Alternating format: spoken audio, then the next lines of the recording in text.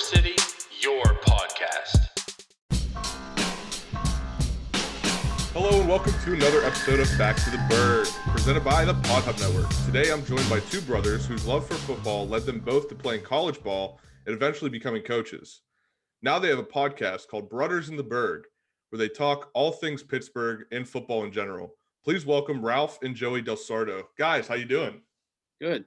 How are Hey, you? Cody. Thanks I'm for having doing us all right. on. Yeah, no problem. It's been a long time coming. Yeah. When did I send you that initial DM on Oh, Twitter? geez. I don't know. August, maybe? Was it I think August? it was very early on in me podcasting. So that was probably a month after the fact. Well, that's why I like getting my number out as quick as possible, because checking message boards on social media, I don't know. I might be just a little bit older than like at being the everyday routine. Yeah, no, I hear that. It's hard to get a hold of some people, but I'm glad we finally connected. It's awesome to have you guys on. I just want to bring up Brudders in the Burgh is also part of the Pod Hub Network. So another good reason for us to connect here. Absolutely. But before we talk about all that, we got to start at the beginning. What was it like growing up in Pittsburgh? I forget. You guys told me where you grew up. I said Mount Lebanon. You said Dormont. Stones throw away. Stones throw away. So what was it like growing up there, guys? Well, I guess I'll go first, Ralph. Yeah, go ahead. Since you usually hijack most interviews anyway. So it was cool because one, we grew up next to our family. So there's 17 of us in this first cousin community, I guess, of ours. Our grandmother grew up the street, over a block, and then our other cousins grew up 2 blocks away, and the rest of them were, in Greentree, which is, another community or borough over. But yeah, it was fun. We had a nice little group of kids around our age that we grew up with. We'd play street hockey on a brick road. Nice. Kill the man. We'd play kill the man with the ball in what we thought was a vacant house in the backyard, which wasn't. And as far as we know, one of our former neighbors, Brian Bell, is an all-star hockey player. Ralph? I mean, we thought this kid was the greatest. He was probably, when we were like 8 and Ralph was 10 or 11, this kid was maybe like in high school. Yeah. And we just idolized him. Thought he was the greatest. I think everybody kind of has that moment as a kid, like around that age too. Yeah. Where like you're watching like the high school team and you're like, I want that guy's autograph. Like he plays so well. Like I've definitely been there. So I understand that. You go back and you're like, oh, he's 5'7", 155. Exactly. Exactly. Didn't play high school basketball. Didn't do anything. I think he dropped out of high school. No, but yeah, that was it. I mean, we were always kind of banging around doing different things, and would walk up to my grandmother's for breakfast and dinner on Sundays. And it was all sports all the time, football, basketball, baseball. So we had all the seasons covered. And nice. Yeah, it's definitely different than what it is. This is me hijacking the question up. It's definitely different than, I have kids now, and we just went out and played. Nothing was organized, nothing was scheduled. It was just go out and play. Everything was a competition. Yeah. And some of the things we used to do, I look at like I was one of the older ones. We have one older cousin, and like we would just beat up on our younger cousins. Like we go to our grandma's basement and play, whether it's kill the man. I don't know if we're allowed to call it that anymore or what we could call it, but I think kill the man's better than what I used to call it growing up. Yeah. I hear you. And like we'd have cushions, and you would flat back. We have cousins 4 or 5 years younger than us, so which at that time that's a huge difference. I don't know how we didn't end up with concussions, stitches, all that. Like, well, yeah, we did. I guess there was like sharp edges all around the basement that like any one of us could fall into, but it's what we did. And we we competed everything. We've done fights over everything. One time, a quick story, we played basketball in our parents' living room. It was Easter time. Yeah. And somebody, they're like, our cousin Bruce Gregkowski's there. He's like, let's play the blocking game. So we swat a basketball, break every Easter decoration on the mantle. So then we throw all the Easter decorations away. We go and put Christmas decorations up to make it look like nothing happened. Yeah. And then we ran the sweeper, and then we're like, this looks too clean. So we crumbled potato chips all over the floor to make it look like, looks too like there was action going on there. So that's just kind of, we competed at everything. We got into fights, and it was all, and we all, it's just what we knew. And I think it helped all of us to, like, as we got older, just learn how to compete and lose. Yeah. I think that's important too. Learn to lose, and how you respond to that. But it was fun. It was fun growing up. Yeah. You say we learned to lose, and it just reminded me. I was listening to Two Bears, One Cave with Tom Segura and Bert Kreischer. And they were talking about how, like, they were kind of only kids, and their dads would, like, teach them how to lose, and they would just beat the hell out of them and be like, well, you lost. And they're like, all right, I understand. Yeah, right. And then I want to go back to, it's very important. I agree. And I want to go back to like you said, you have kids now, and like things are a lot different. I think I talked to Sam DiMatteo a little bit about this, and like I feel like my generation was the last one to like actually go outside, just roam around town. Like, you didn't know what you were going to do. If you brought a football, all right, we're going to play football somewhere. If you brought a basketball, we're going to play basketball somewhere. And it's really not like that nowadays. No. Well, there's too much, I think, distraction. One. Yeah. Kids are playing Fortnite and video games, and it's almost like, hey, I go to practice and then I do this. And at a young age, we were kind of pushed, whatever you want to call it, by our dad, where it was like Christmas morning, we went to a gym at like 9:00 to shoot basketball for, half hour or an hour. And, then it was like, let's get on with Christmas. But then at a certain age, you start to pick up that competitive drive and like, all right, let's do this. So we would go down to Pitt to work out with our friend and his dad, which were crazy workouts in and of itself. And then Ralph, Bruce, myself, and my one friend, Mike Doyle, would go to a little gym that was probably the size of like a racquetball court, maybe a little bit bigger.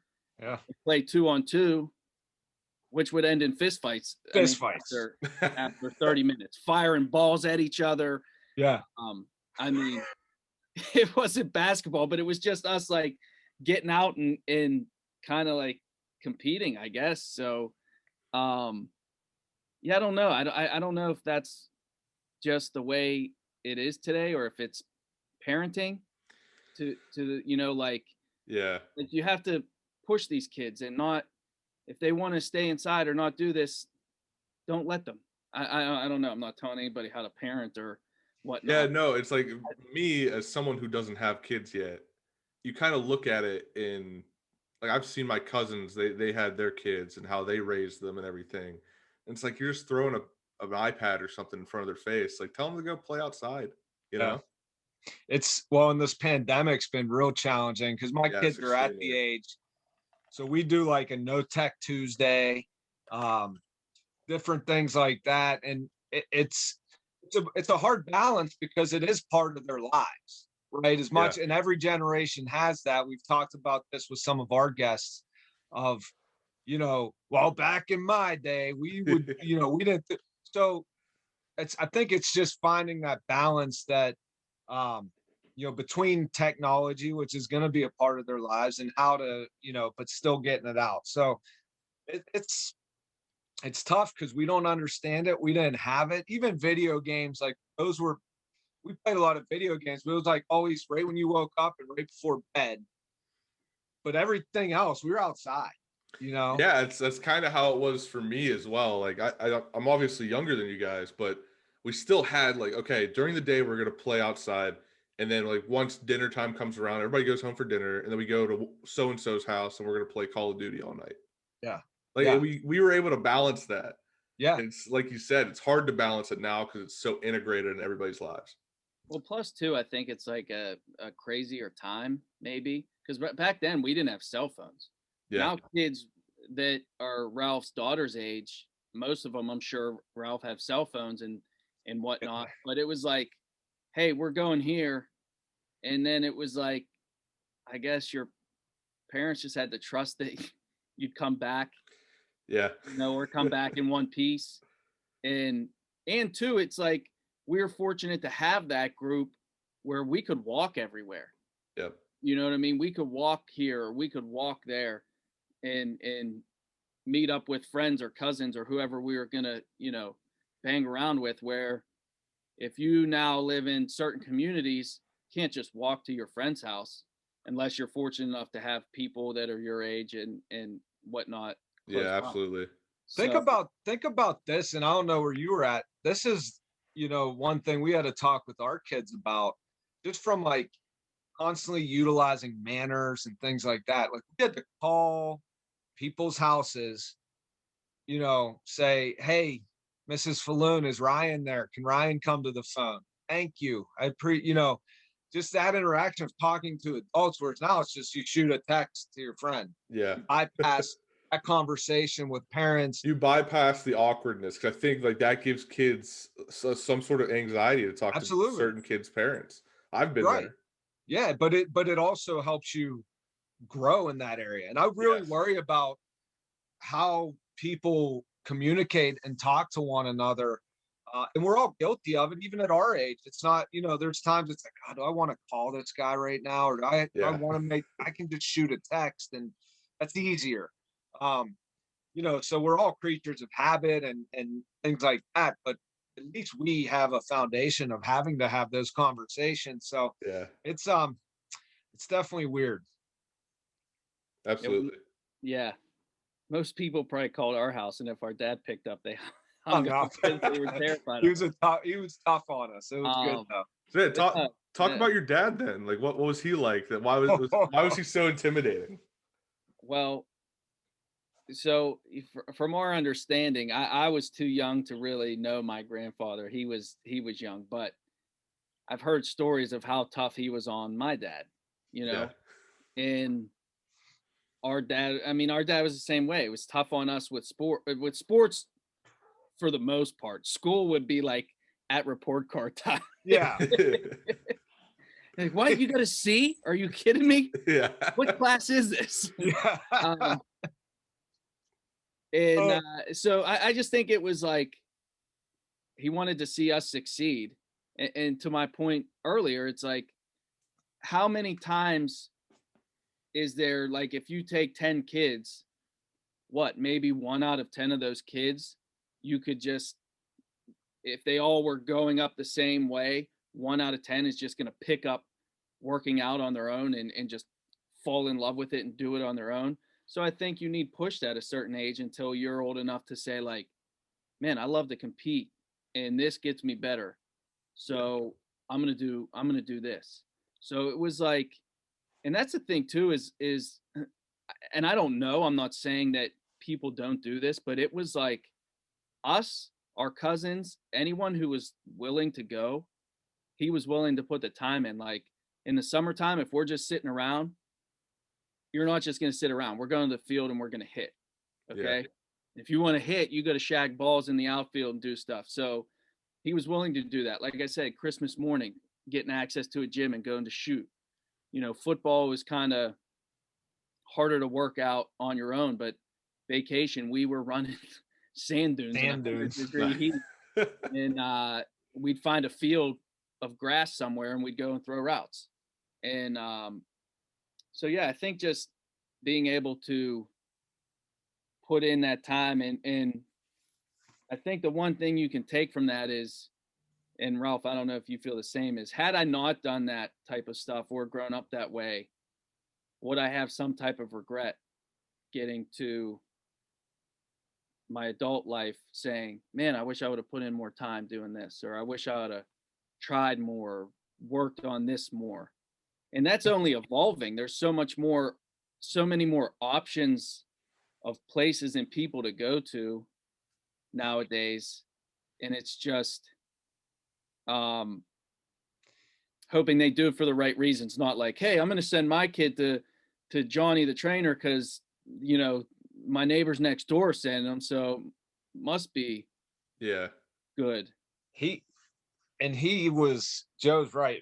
But he was the type of guy, he struck fear in you. Like it almost at times he didn't make it fun. Yeah. And baseball was his sport. He played in college and he played over in Italy for a couple years. Growing up, he always made it sound like that was like better than the major leagues. But as we got older, I'm like, I don't know how good those leagues over in Europe are. Like from what I've heard of football leagues over there. But he was the type where if you didn't play well until your next game, until you had a chance to play better, he wasn't talking to you. And if he did, it was like, it was uncomfortable. Let's go. We're on to practice. Yeah. And there's some good stories. I don't want to get into all of them, but I know there was one time this is my senior year of high school, and this is basketball. I already know I'm going to play college football. And I had like 4 points, couple air balls, and he against, I think it was our third game of the year. So that transition from playing football to basketball it took a few games. So he takes the car from me, makes my mom drop me off with all the freshmen. There's me getting dropped off in a minivan in front of St. LaSalle High School with all the freshmen. Oh, man. And I'm like, it was so demeaning, like so just like, it just stripped you down. You felt like this big. Yeah. But 2 nights later, I had 27 points. And I'm like, dang, like I made him right. I made him right by going out and having a good game. But, that stuff, as soon as I graduated high school, it wasn't like that. So I think the biggest thing I saw from the way he raised it, and I see it now, my oldest daughter's in 4th grade. And, it's so easy to be like everyone else. And I think a parent sees that. A kid doesn't. A child wants to be like everyone. I just want to do what my friends do. I want to be like my friends. And it's easy to be that way. And I think for the way our, dad saw it was like, no, you have to sacrifice. You have to do extra if you want to be different. And to Joe's point, we definitely didn't appreciate it at the time, but I know once I went to college and, I definitely appreciated like him preparing for adversity, for hard coaching, for, so I think you kind of, I even see it more now that I'm a father, like, okay, you have to see what your kids can't see. Mm-hmm. And, and there's a balance. I don't think I'll ever be as like hold grudges like he held. I think we all want to do it a little better and in our own way, but it's, you definitely have to, you can't let and this is another pet peeve, you can't let your kids run the show. You have to guide them. And that's another problem. And the other issue now too is you can't just make it want to look good on social media.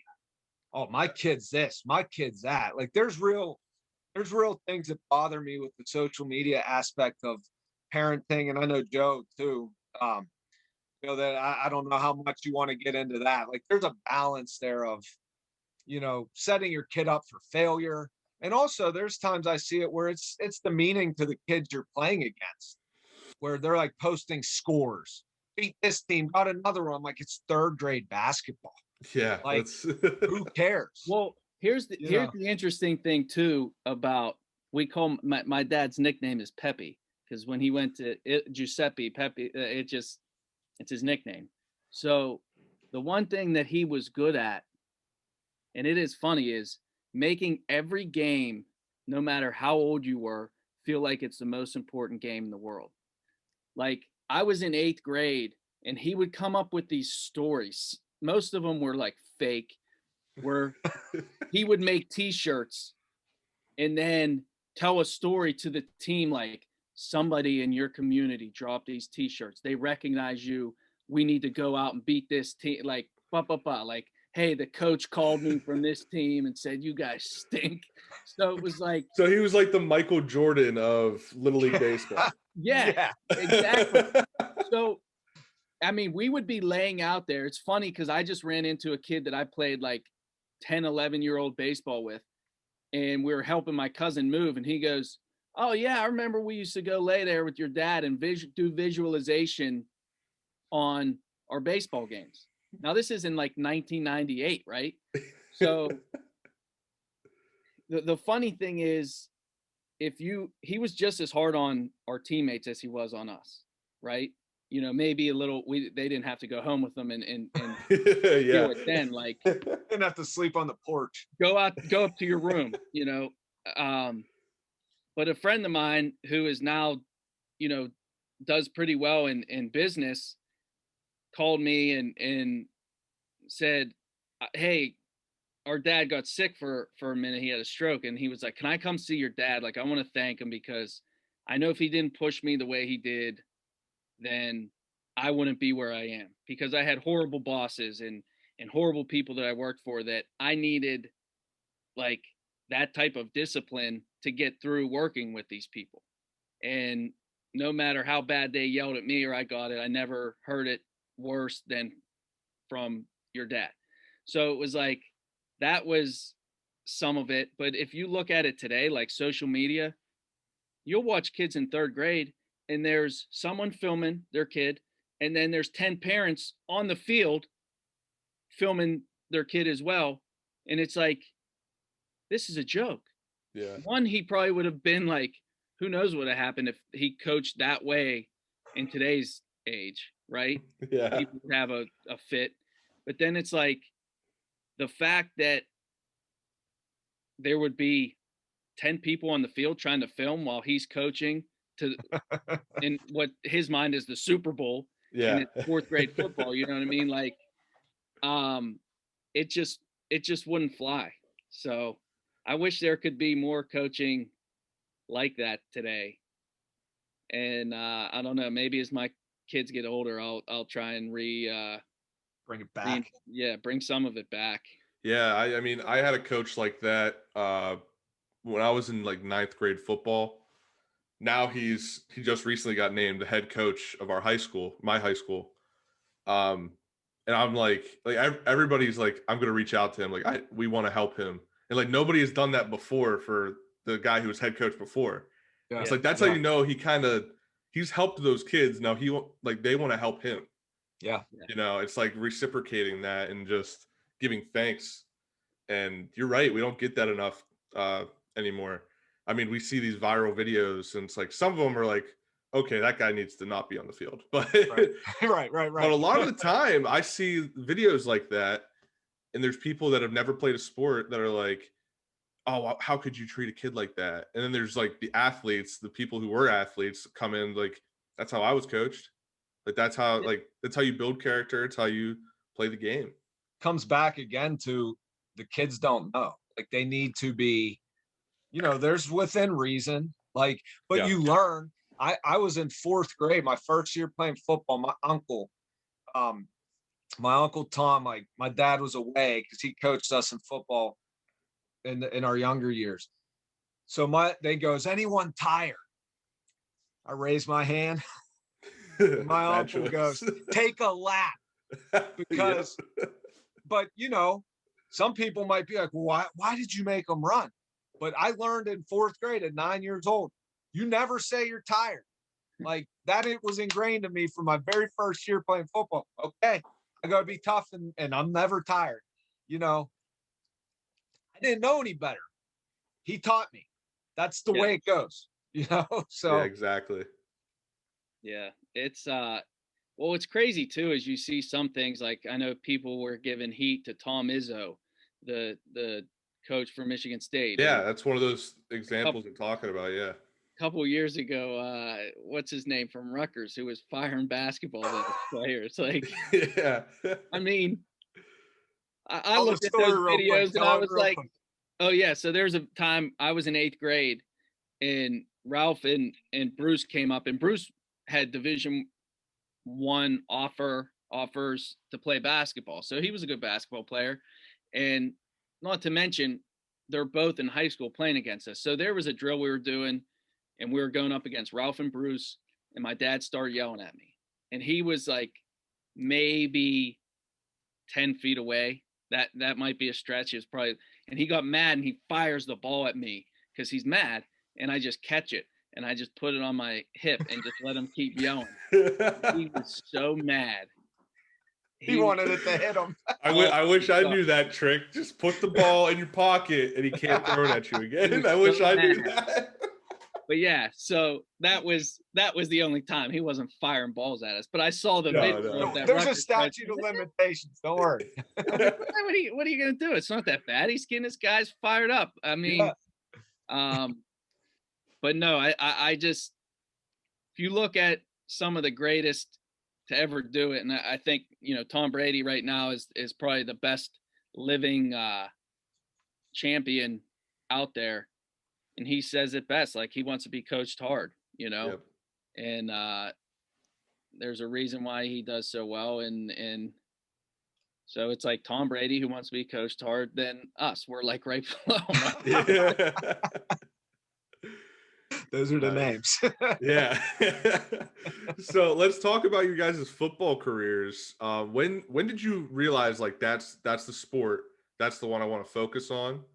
And then when did you realize, okay, I think I can go to the next level and go play college?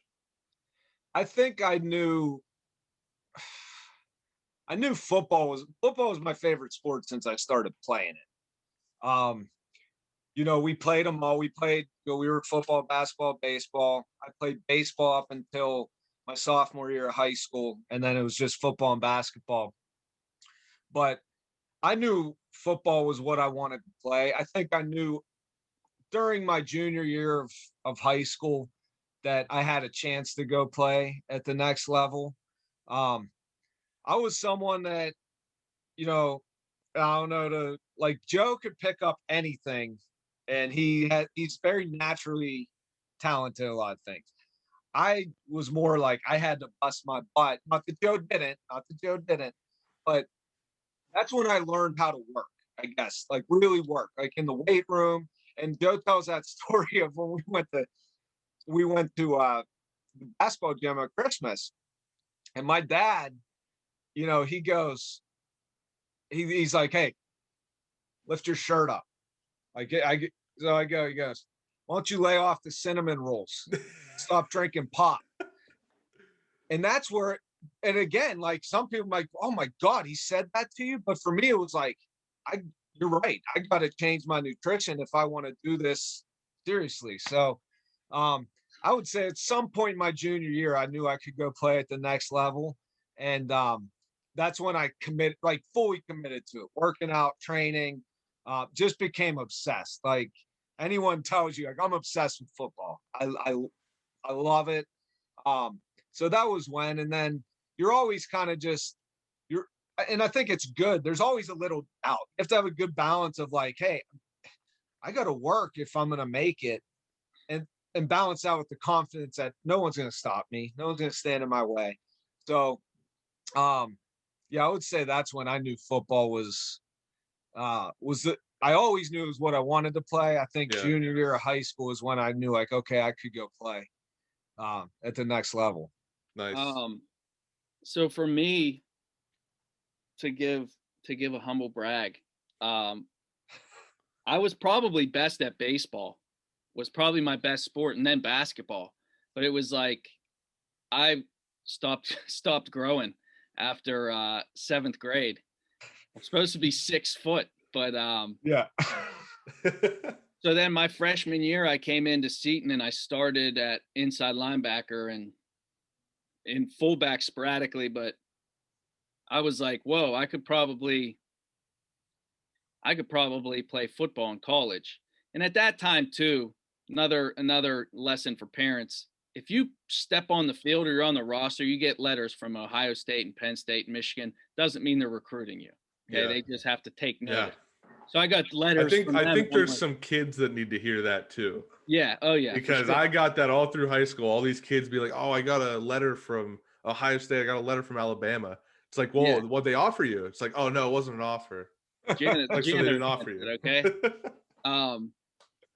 So no, so I had those, and I'm like, wow, I can do this. And then as a sophomore, you play a little more. And for someone like me, I was never like this highly touted recruit or anything because I'm 5'8", right? And on a good day with my shoes on. With the heel lifts. So that's another good pep story. But no, so right around the time my junior year, like some Duquesne started talking, and I knew that I had to get faster. That like, hey, this 40-yard dash is a pretty big deal. So going into my senior year, I started working with a track coach out at Washington, Guy Montecalvo, and he immediately was able to drop my 40 time down to a 4.4 from 4.7. And I started going to some of these camps, and I was realizing last year I went to some camps and I ran a 4.7, and then it's like now you come back and you run a 4.4. Now they want to talk to you a little bit. Yeah. And but even at that, I still had no offers. Like Pitt, WVU, all of them were like, if you get offered by this school, we'll offer you and that stuff. So I had 1 AA offers, but I was like, I think I can play at a higher level. And I decided to walk on at Pitt and at least give it a shot. And to be honest, if I watched my highlight films from high school and I didn't know any, like I was probably actually not as good as I thought I was or people, but then you go to college and you learn different techniques. You're like, oh, I can manipulate this DB like doing this and that. And I just took to learning and listening to my coaches really. And I mean, plus I got to watch Larry Fitzgerald do stuff every day. Now it's like, all right, now I got a shot. And then you just let your natural ability take over, whether, catching the ball and understanding where you need to be. That's, I think, one of the biggest parts of college game and pros is some of these offenses are so, I guess, complex. They can be. So where it's like, if you don't know where you're going to be, it's easy for guys. There were guys obviously much more talented than me, but they didn't know what to do. So I just always said, I'm going to know what to do and where to be. And that'll allow me at least the opportunity. So that's kind of where how I got to Pitt. But yeah, I think pretty early we realized football was it. Basketball's not knocking down the door for any 5'8", Yeah. 5'8" point guards. Yeah, I had a conversation about like I forget who it was with. It was on one of the podcasts, but we were talking about how Western Pennsylvania is much more of a football place than it is any other sport. So if a lot of people feel more pressured into playing football post high school because of that.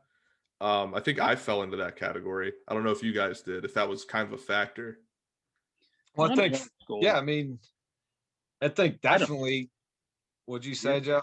I said, I don't think at our school. What? That like pressured into playing football. Like Seton was always the basketball team, and the starters on the basketball team were mainly players that played football for the most part. It wasn't like a Char Valley or a Blackhawk or one of those basketball schools that was like didn't want their basketball players playing football. Yeah, I know what you're saying though. Like you know where you come from. I mean, the tradition, the history of Western PA football, it's special, it's special. And it's something, again, the times change. And this is something we try and do with our kids. Like when we were young, Friday night, you went to a game. You might go to your community's game. I remember seeing LeVar Arrington play. I was a freshman in I was in 6th grade. He was a freshman in high school. And that was like, I still remember to this day, that's what we did. And that's another thing that I'd love to see. Like, that's where you go. And then as a young kid, you see that and you see how the smells of Friday night lights and just the sounds, the band, um, you know, and then you want to be a part of that one. Yeah. And I know some schools like still get good turnouts. I wish it would be more. I don't like that the WPO is 6 classifications now, Yeah, but it's a little you, rough. yeah, it's just spread it thin, at least in the western part of the state, where some of the rivalries that you used to have don't Yep. exist. Like I That's wish my they would. biggest argument with it is you're not seeing the rivalries anymore. People aren't playing who they used to, and it's like, Yeah, what are we doing? yeah, and but it's you wanted to be a part of that, so it wasn't this pressure to play. Like you weren't pressured into playing football, but you were. It was part of your upbringing. It's part of, listen, I'm sometimes people are like, well, you act like football's better than everything else. And yeah, I kind of do because I understand that. Like, I'm not saying, listen, I have kids that if they want to go and be great at something else, they will. Yeah. But I'll never lose fact that football funds most schools. The atmosphere of football games is way better than and nothing against baseball. Like I said, our brother went, he played baseball, our youngest brother. But hey, give me the atmosphere of a football game compared to that of a high school baseball game. Yeah. They don't compare. So, yeah, I mean, from that standpoint, you want to be a part of that because it's special. Western PA football, and some people say it's gone down a little bit over the years, but look at I mean, the best defensive player in the NFL. Where's he from? Pittsburgh. Like, it's still there's still something in the water here. So Yeah, absolutely. And you brought up the Friday Night Lights and wanting to be a part of it. My first memory of going to a high school football game as a fan, I think we didn't even get in the stadium because it was so packed. Like we had a minivan when I was growing up. We parked it on the side of like a hillside because the stadium was like down in the valley of it.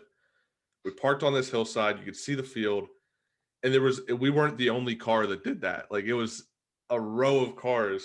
And yeah. later on down the line, I learned that game, Darrell Revis was playing for Aliquippa, playing against Beaver. Okay. And that's why that game was so like highly touted and so many people were there. And then even more later on, I saw in my high school vice principal's office, he had a panoramic photo of that game. Oh wow. You could see the vans and like all the cars on the hillside, see how packed the stadium was. And I was like, wow, that was a big deal, huh? Yeah, and you don't know it, Yeah, exactly. but you remember how packed it was. Yeah. Well, where we went, Seton, Keystone Oaks is right across the street. So Ralph went to Keystone Oaks for 2 years and then went to Seton. And it's like literally you could throw a football across the street from Seton to KO and Yeah. hit high school. And when they transferred, we stopped playing. And so I never got a chance to play him. But it's like, man, there was so much hate in that rivalry as a kid that I was just like, I can't. You want to be a part of it. I wasn't a part of it. I mean, to the point where like back in the 90s, maybe right before Ralph got to high school or when he was in high school, it's like student sections fighting in the lobby. I remember being up against the wall and 2 kids were fighting in the lobby at the basketball game. And I'm like 7th or 8th grade. And I'm like, just, oh my gosh, Yeah. And, so yeah, it was good stuff. Wish to get back to that. Yeah, I mean, we had one rivalry that was like that. It was with New Brighton, and they were more the aggressors, where we were like we're just gonna beat you on the field mentality.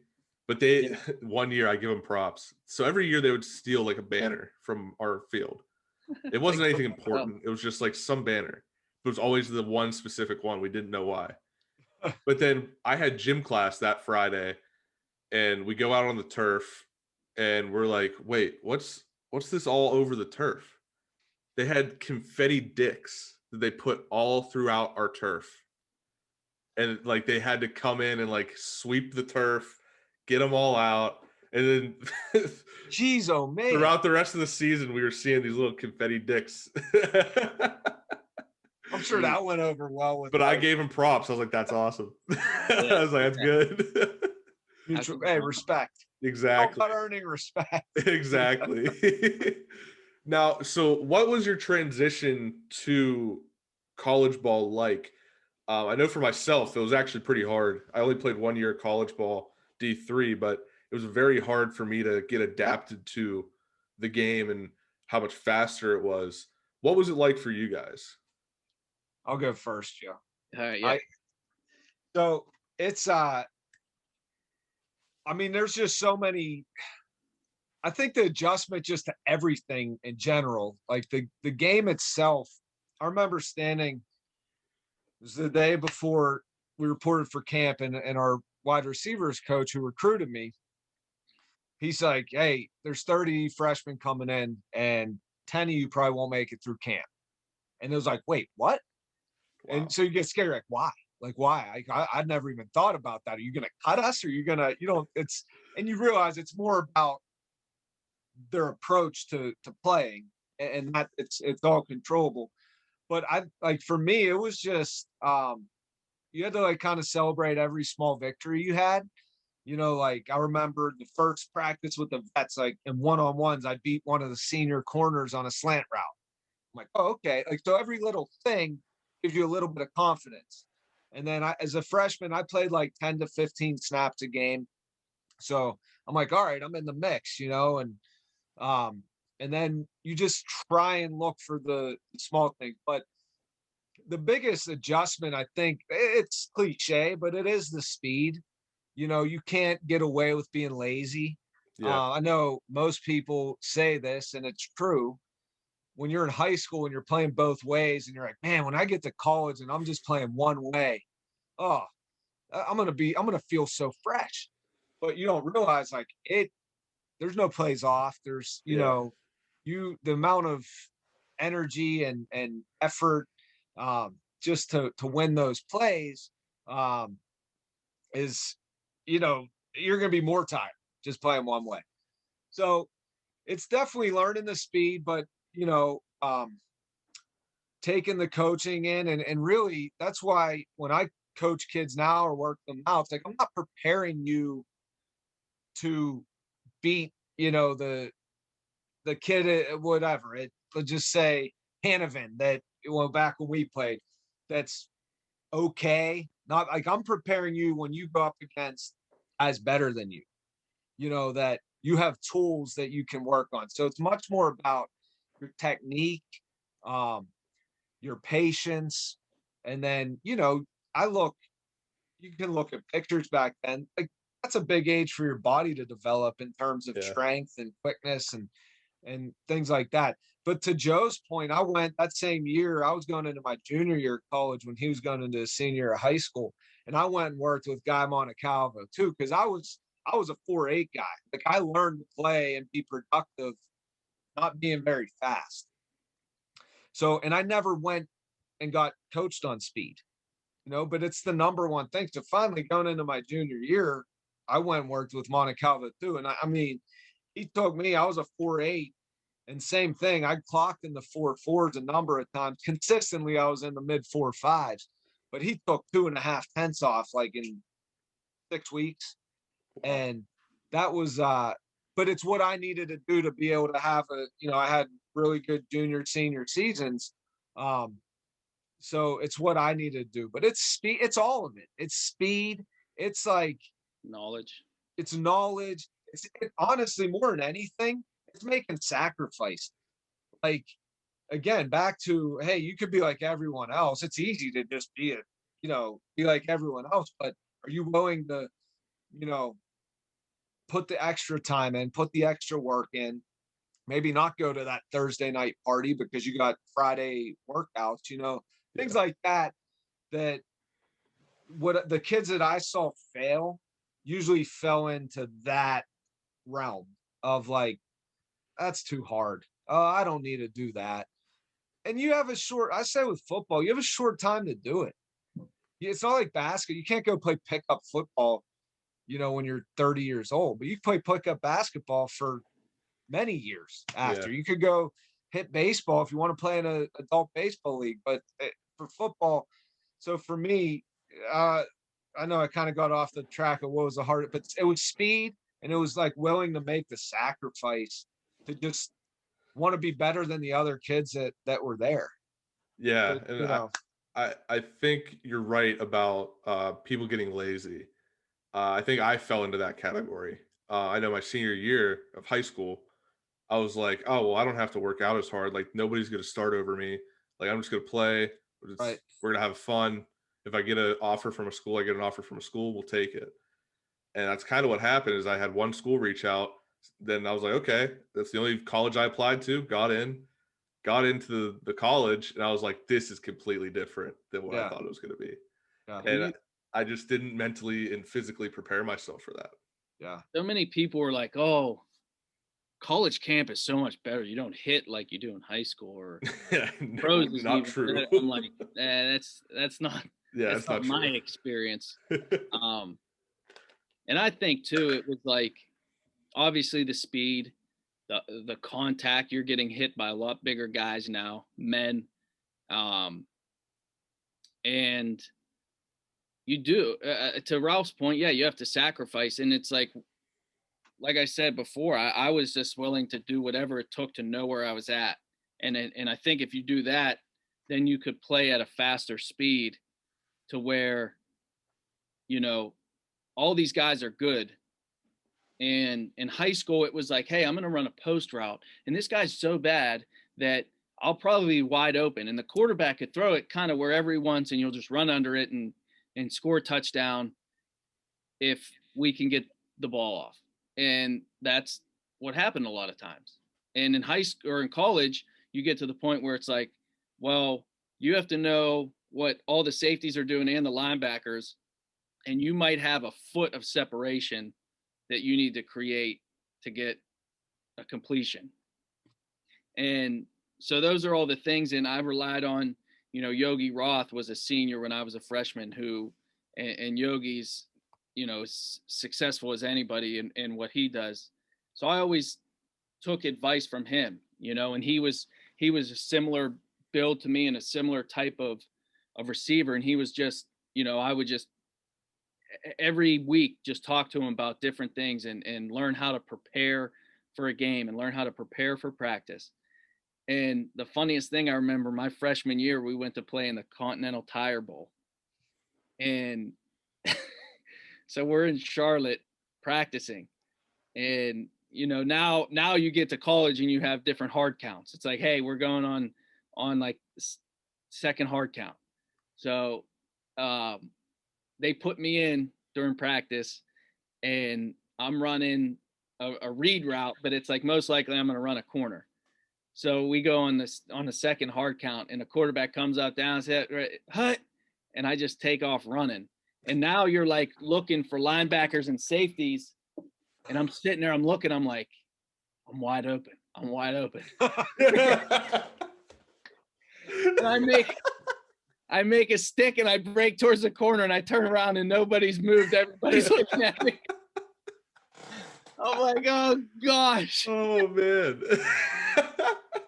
That's hilarious. And you're probably like, are they gonna cut me? Are they gonna Yeah, tell now me to go Yeah. home? I'm like thinking, am I gonna be sent home?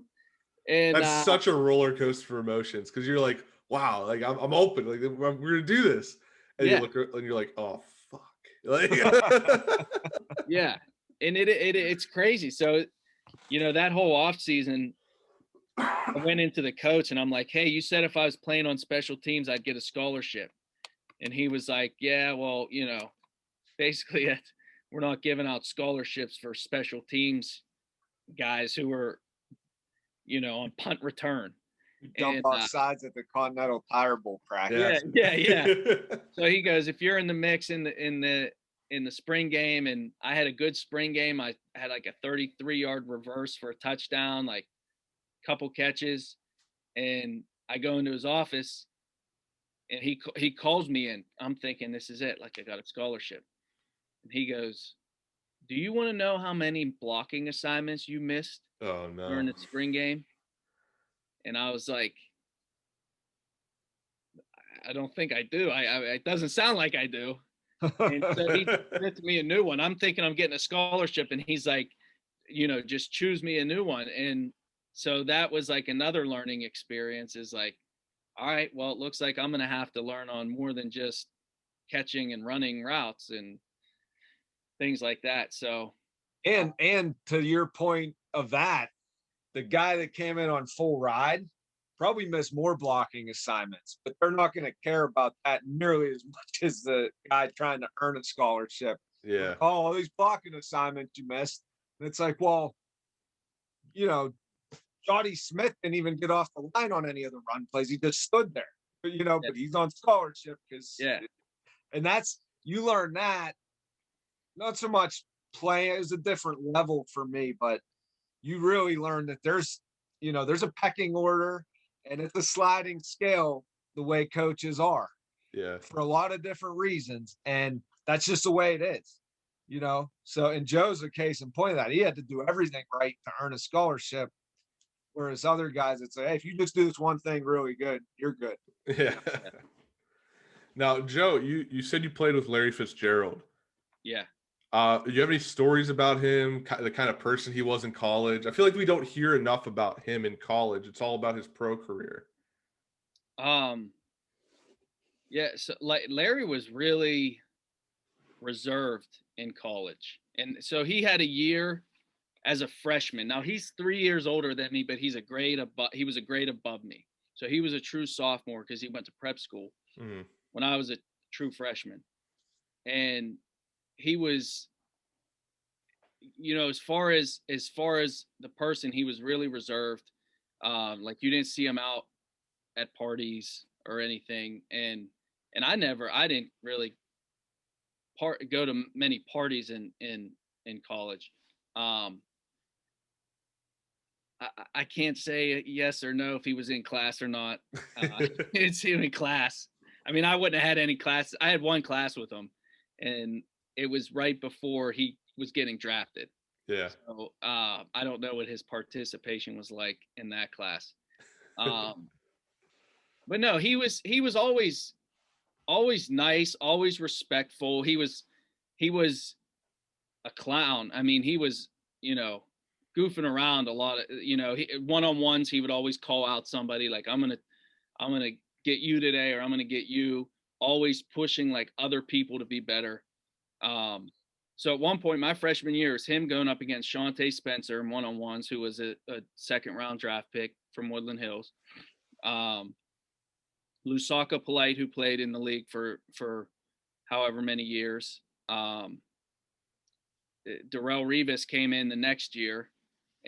But Larry, so the craziest story about how good he was in my eyes was he made catches in practice that were better than some of the ones you've seen on TV, but he broke his finger at some point, or dislocated his finger at some point during his sophomore year.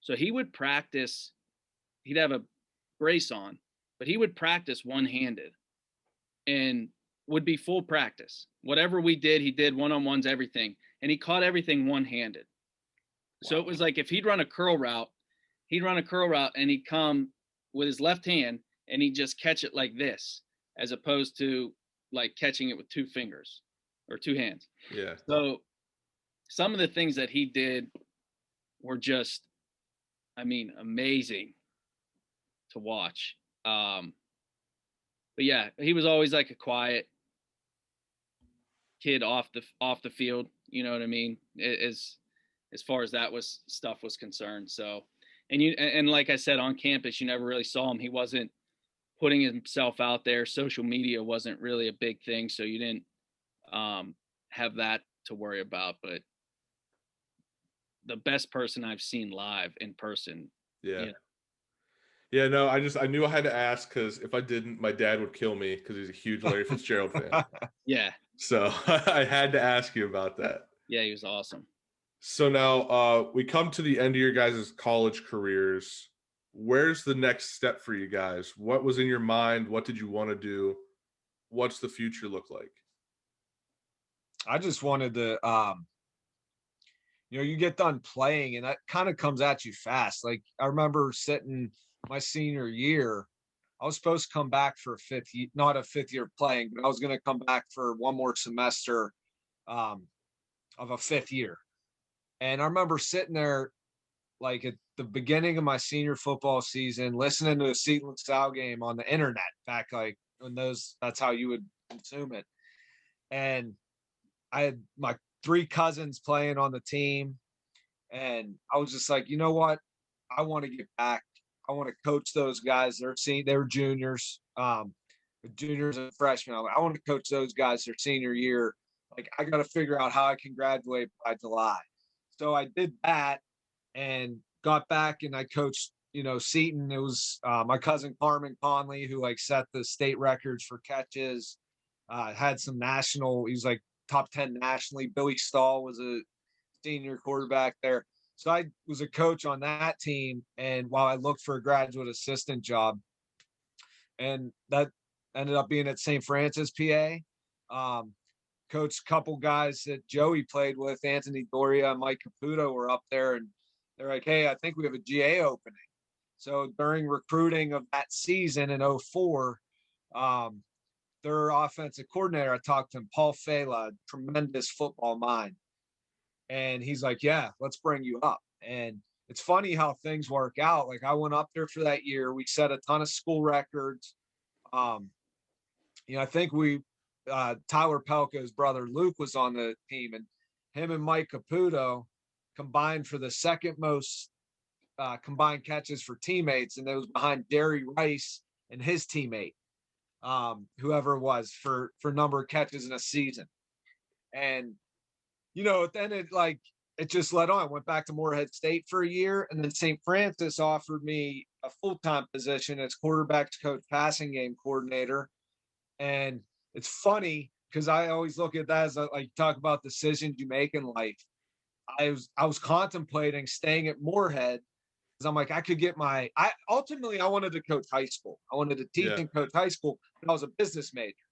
So at Morehead, I was going to be able to get my teaching certificate and if I stayed another year. So I contemplated it. I talked to Joe Moorhead, who's at Oregon now as the OC. And he goes, do you want to teach or do you want to coach ball? And at that point, I just wanted to coach. Yeah. So I took the head coaching job. Took the full-time job at St. Francis. And what's funny about that is I met my wife 3 months later. So it's like, I always say that to her. I'm like, that guy, if we see Moorhead, I'm like, he had a big part in us meeting because he's the one that kind of gave me that nudge. Hey, go back to St. Francis. And at that point, I was like, I want to coach. I want to go on this crazy ride. I end up getting promoted to offensive coordinator, for my last 2 years doing it. And then, we got married and we had our first child. And I was like, I don't know, this college coaching, moving every year, every other year, some of that, I got out of it. So I went into the business side, but I love coaching. I do. But it's one of those things where coaches will tell you, if you could do something else, go do it. Because you miss so much, and I realize now I'm not doing it and being able to coach my kids and do that. I wouldn't have done all this had I stayed on that kind of rat race, Yeah. I have a lot of respect for coaches that can grind it out that way. And that's like whenever Bruce Arians, he retired at one point and came back, right? Yeah. When he retired, he didn't realize how old his kids were. Yeah. And he was like, I missed everything. Yeah. And he said that. He just said, if to his coaching staff, if you miss one of your kids' games or dance recitals or whatever it is, I don't know if he said you'll be fired, but basically shame on you because I missed my kids' stuff, and which I think is cool from a coaching perspective. Especially in the NFL. I got to check on one thing. You guys keep talking. Yeah, no worries. Especially in the NFL, right? Where it's that's a full-time, 24-hour job, right? And for him to say something like that really brings more of the human aspect to it, I think. Yeah. And I think Bob Stoops was like that in Oklahoma, wanted his coaches to be home with with their families for dinner. And I think you can do more of that now, especially even with the pandemic, realizing like, hey, we can do more virtual stuff. But yeah, I mean, it's a tough grind. And I know Ralph probably wishes he would have stayed at Moorhead now. No, I'm kidding. Absolutely not. Yeah, so mine was kind of, I didn't really know what I wanted. I was going through a rough point in my life when I was done playing, and I was kind of almost fed up with football. And again, got clean from drugs at 22, and I went and I was watching a high school game, and I just remember trying to think I think our younger brother might have been a junior. And I was like, I got chills being at the field. Mm-hmm. So I lost a bunch of weight because I was overweight when I was done playing, and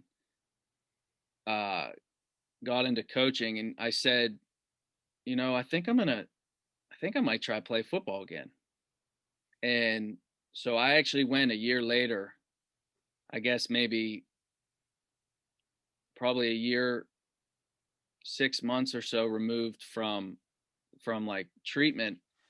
I went to a Duquesne Pro Day, and I can remember I went back and I started working with Montecalvo, and he clocked me at a 4.38.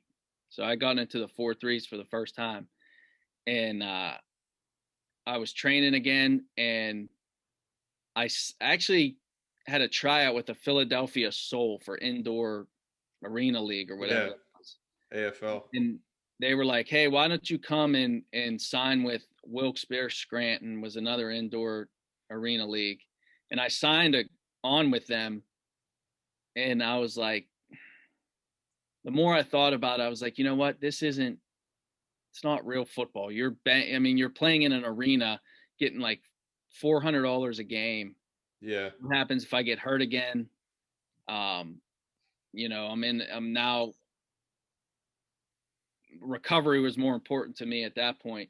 So I ended up coaching for a little bit, and then I started training guys. So I started applying what Coach Montecalvo taught me and things like that, doing some speed work and different training, and did that for a while before I, went into the business side again. You get a wife and family, and plans change. And so, yeah, I do not as much as I guess Ralph does on the side, but here and there people reach out, and speed is mainly the thing that I focus on if I work with kids. So Gotcha. Nice. Did you ever link up with Terry Grissetti?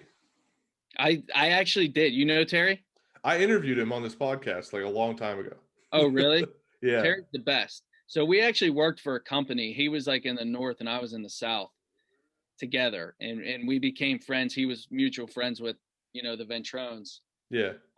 Through training them. And man, I just saw him on social media this morning. Yeah, Oh, yeah. I know Terry. He's a good dude and really funny. Oh yeah, he was tremendous athlete. I'll be honest with you. Whenever so Delsardo's he pointed me in his direction, right? And I saw what he was about. Like I saw his college headshot for football, and I was like, this dude's serious. I don't know how much joking around we're gonna do. Yeah. But then we start talking. He's pretty funny. And then we talked about how he loves Rocky and everything.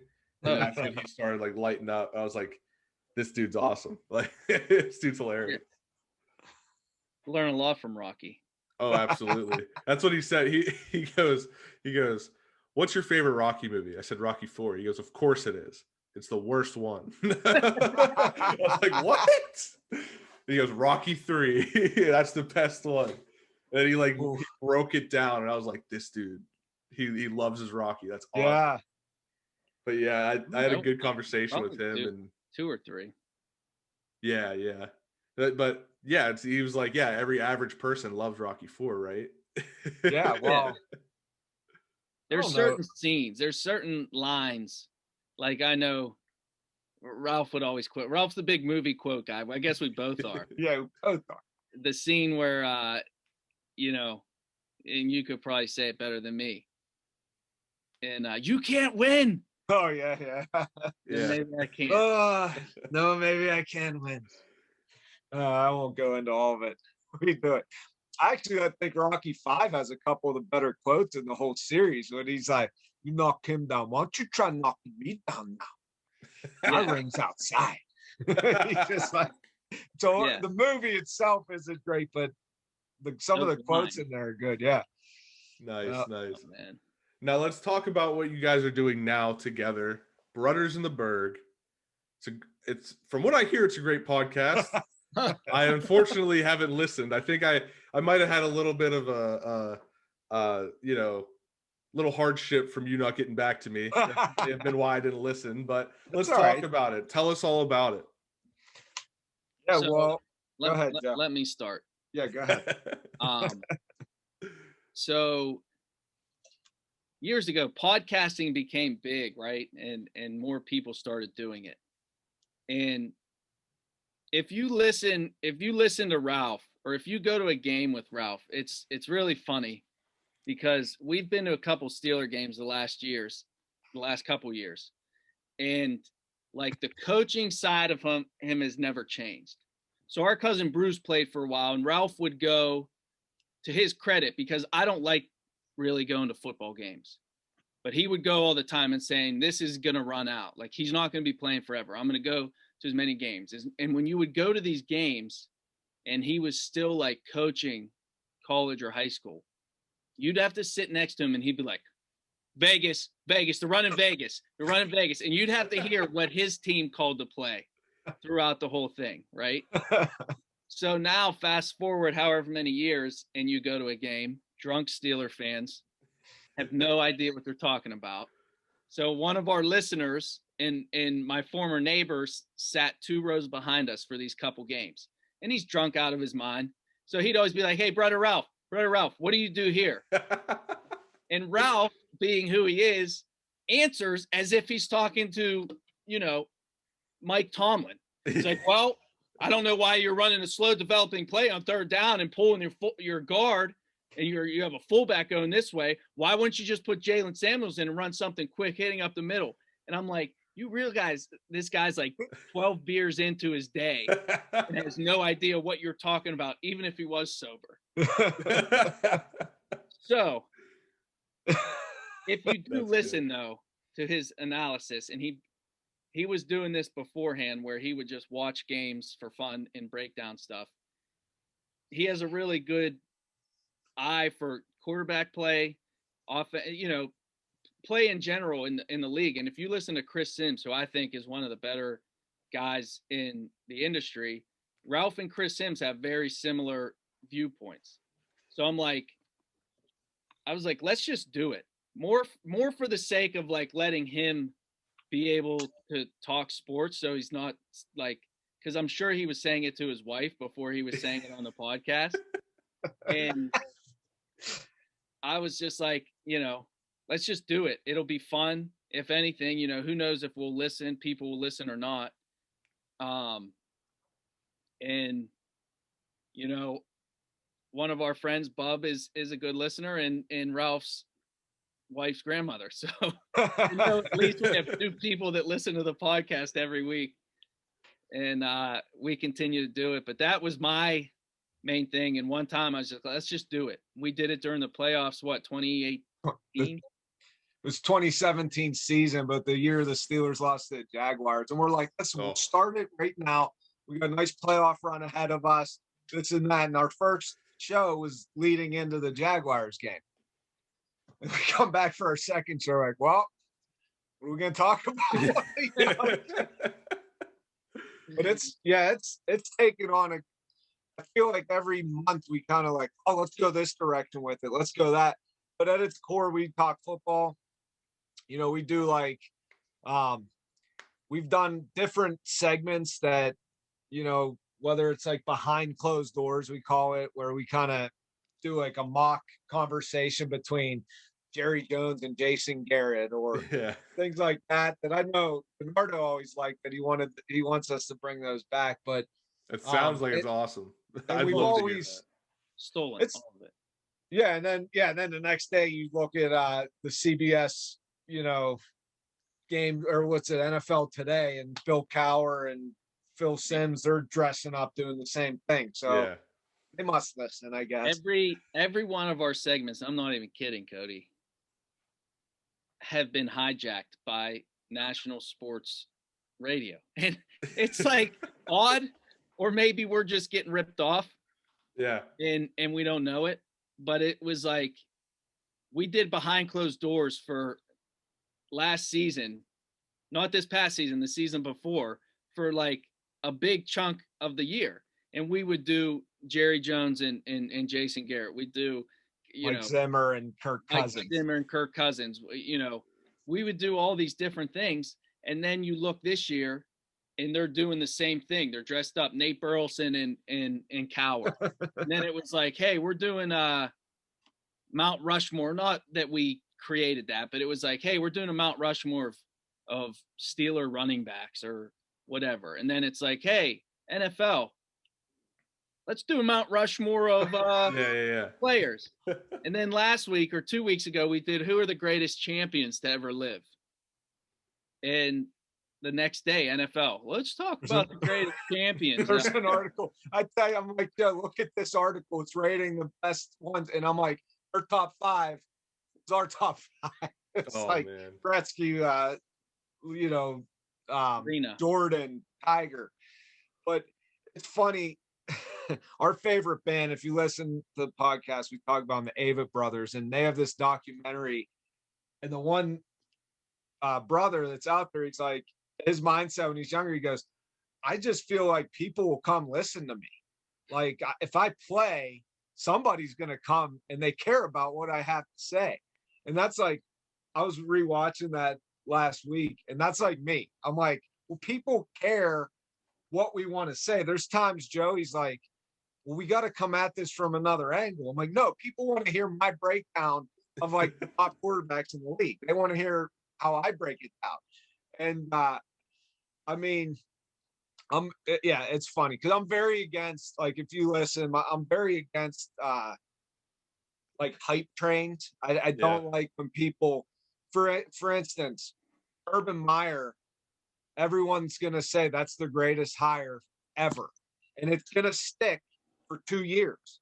No matter what he already hired a strength coach that he had to fire the next day because there were allegations. And, like, it's not Ohio State. You don't run the world. Like, you make a questionable hire, people are going to, and I'm just like, well, what quarterback did he ever prepare for the NFL? Why do we think he's going to be successful in the NFL? But the media they think it's a great hire. So it's going to be a great hire forever. Kyler Murray. And I like Kyler Murray. He'll do no wrong for 4 years. He could throw, 10 touchdowns and 20 interceptions, but a couple of those plays look really good. So he's the best. He's top 4 quarterback in the league. This is him doing it right now, Cody. I love it. Yeah. I love this. We'll give a little taste. That's my thing. Like I always guard against hype trains, and like sometimes you're right, sometimes you're wrong. Like Tua, even Joey brought up Yogi Roth. I was like, you really think Tua is going to be that good? He goes, oh yeah, and I'm like, I don't know. Like I don't see it. Like I don't see the arm. I don't, he's playing with the best everything, the best receivers, the best O-line. So yeah. That's one thing you brought up Yogi Roth again. I have to say this because it was on my mind the first time Joey said his name. Who is he? No, I know of him, but I used to play the old college football video games, and I'd play as Pitt, and I thought he was like a created player. Like, oh, well, we don't know who this guy is, so let's just give him a random name. I didn't realize he was a real person. Yeah. That's okay. Good dude. Like, hey, you talk about a guy that like self-made just through work, Yeah. And not to mention, every time you talk to him, you want to like create a business. You every time you talk to him, you're motivated to do something. Yeah. And Yogi's the best. Yeah, no, I had to bring that up because like I just remember as a kid playing like NCAA 07, playing as Pitt on my dynasty, and I got this guy named Yogi Roth. I'm like, who is this guy? Yeah. So just to give you a little more perspective, into Ralph. I sent this picture out on some social media platform a few years ago. So NFL Network has NFL Rewind or Play Pass, whatever it is, and you can watch coaches film. So you can see the sideline view in the tight shot. And when he first got it, he was so pumped about it. And he's sitting at my mom's house showing our grandmother how it works in the different views. Now, my grandmother's turning 90 in a couple of days. Like, so maybe she's 86 at the time and has no idea what a tight shot is, what a wide, like anything. And he's sitting there showing, he goes, none. Look at this, none. You can do this. And he's sitting at the table like he would be explaining Mike Tomlin. Like, that's good. This is how we got to do it. Yeah, what are you gonna do? I mean, that's Ralph. So that's kind of how we got started. But I can joke, I can laugh about it and joke, or even like mid-sentence, like, look at this, look at that. I know you don't care. But I still gotta say it. I know you don't care, but I gotta show somebody. Yeah. Well, that's really awesome. I can't wait to get started on listening, especially with the draft coming up. I assume you guys have a lot of hot takes on that and who's gonna go where.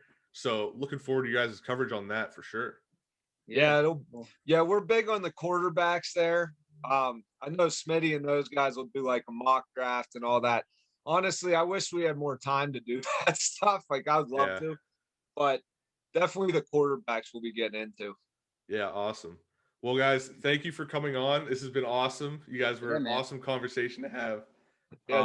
Everybody be sure to go subscribe to Brudders in the Burgh on wherever you listen to podcasts. Check them out on PodHub Network and follow them on social media. And again, thank you guys. Yeah, Cody, thanks for having us on. This was a blast.